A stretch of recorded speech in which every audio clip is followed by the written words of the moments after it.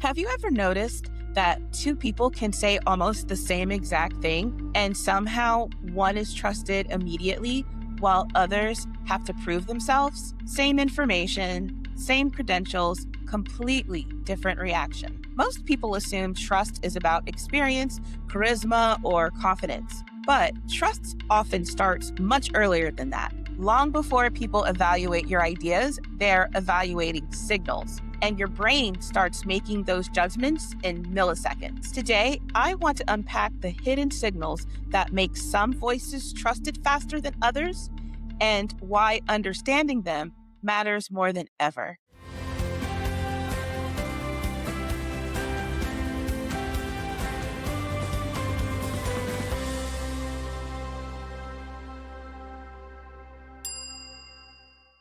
Hello, everyone. Welcome to Frustrated to Fluent. I'm Devon Bruce. I'm founder and CEO of the ECA Institute, and we're here to unpack moments when communication either builds trust or quietly weakens it. And if you work in healthcare and if you've ever struggled to find the right words in high stakes environments, I created a short guide called 10 Phrases Every Healthcare Professional Should Know.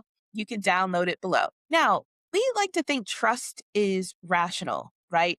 That we carefully listen to people, analyze what they say, and then decide whether they're credible.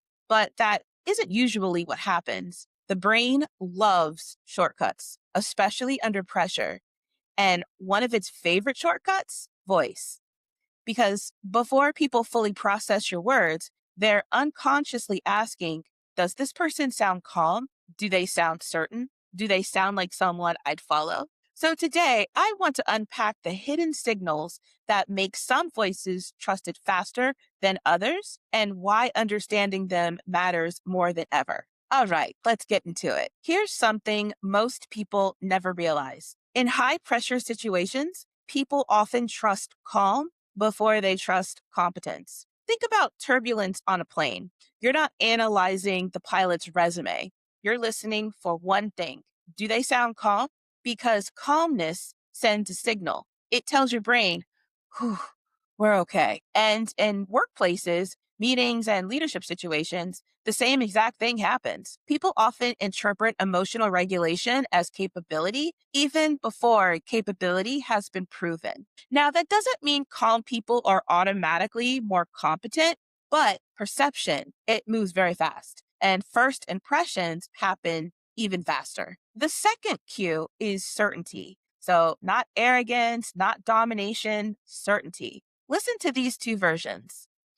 "Hmm, I was kind of thinking maybe we should consider," versus based on the data, this is our next step. Same idea, different signal.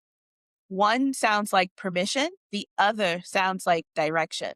People aren't just listening to content, they're listening for confidence in the delivery. And this doesn't mean removing every softener from your speech, but it does mean becoming more aware of how often fear quietly enters our language. Now, this third one surprises people, and that's pacing, because when we get nervous, we rush and we speed up because we're trying to get through the discomfort.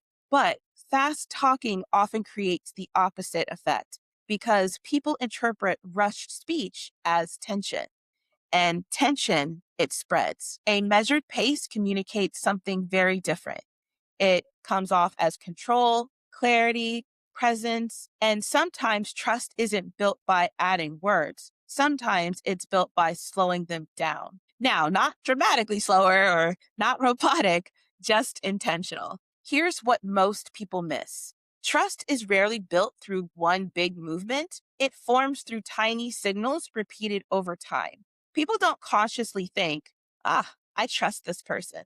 Their brain quietly decides this feels safe. And that decision often happens way before logic catches up. Now, there's one more thing we need to talk about because this shortcut system has a downside. People can sound trustworthy without actually being trustworthy. And that's important because our brains confuse confidence with competence all the time because we trust familiarity, we trust certainty, we trust voices that fit our internal idea of leadership.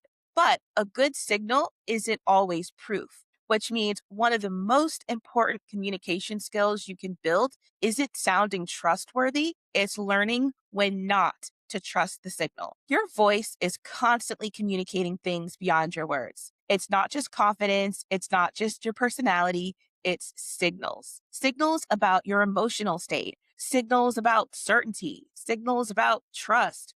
And once you start paying attention to them, you'll notice these patterns everywhere. All right, if this video helped you, please hit like and subscribe. I post new videos every week to help you build real world communication skills in your professional life. Also, if you work in healthcare and if you've ever struggled to find the right words in a high stakes moment, I created a short guide called 10 Phrases Every Healthcare Professional Should Know. You can download that below. And if you liked this video, check these other ones out too. All right, that's it for today. Thank you so much for tuning in, and I'll see you next time. Take care.